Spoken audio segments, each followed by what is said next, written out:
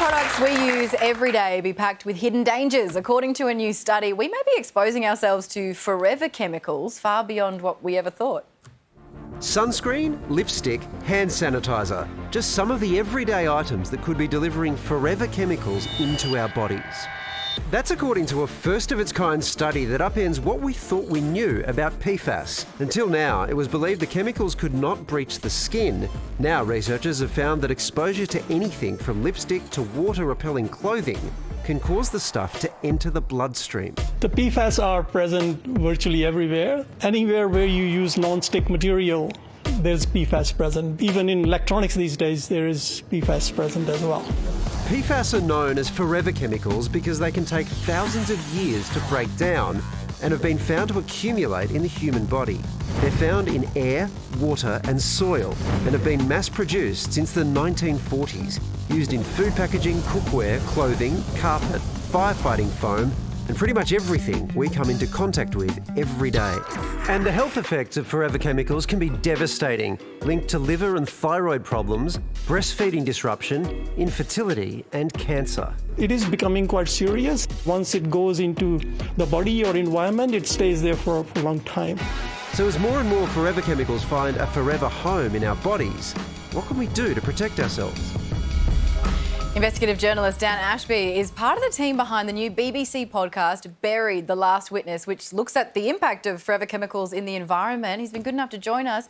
Dan, given we're already absorbing forever chemicals through water, food, air, how freaked out should we be about this skin absorption as well?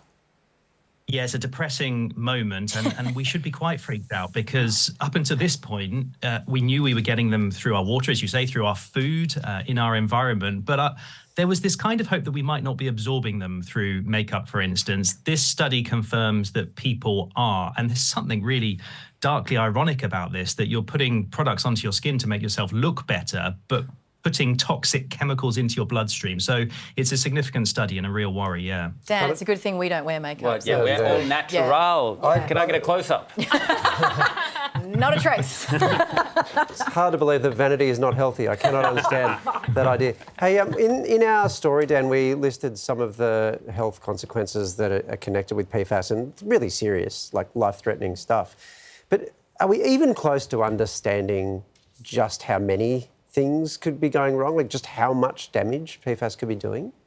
Yeah, we're starting to understand it. And every day there's more and more scary news lines coming out. And my wife and I, we tested our blood for some of these forever chemicals in the podcast in Buried: The Last Witness. And we were told there were 80 of these chemicals in our bloodstream, some of them carcinogenic, some of the most harmful chemicals. And it was a real kind of emotional moment for us because what we were told is that these chemicals stay in us.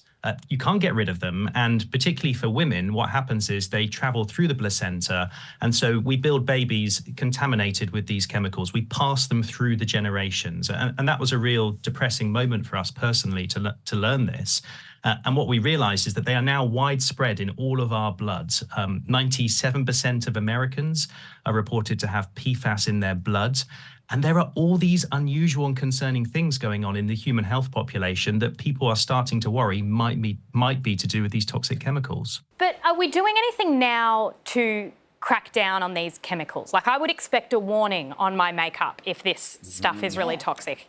I mean, I think campaigners would say not nearly enough. What you can do at the moment, if you want to take personal action, is you can look out for a PFAS-free logo on certain makeup.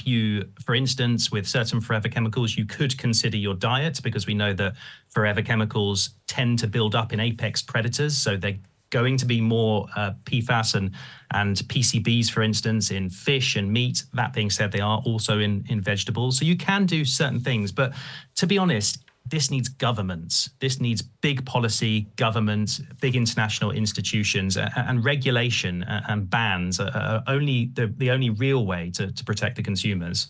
Dan, now that you've finished the podcast, are you more or less confident in the future of the world?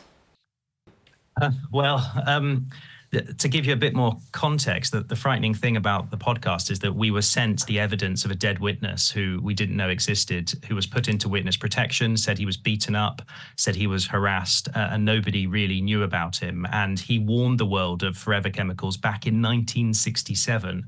Wow. And we were left his deathbed tape. We've been following this deathbed tape now for a year, and it is one dark story. So I think I am worried at the moment, very worried.